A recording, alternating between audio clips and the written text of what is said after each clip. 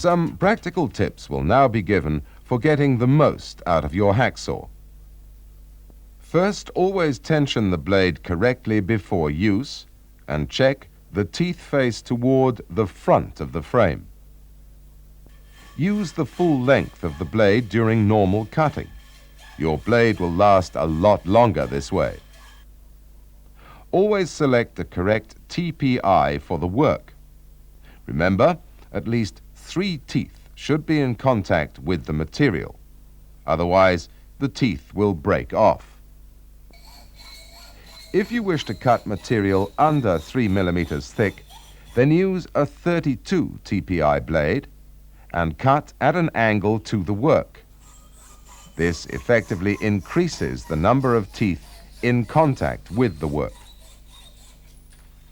When cutting angle iron, keep the blade flat and use a 24 TPI blade. Always detension the blade after use. This will prevent the saw frame from bending out of shape during storage periods. As with all tools, keep your saw in a safe place.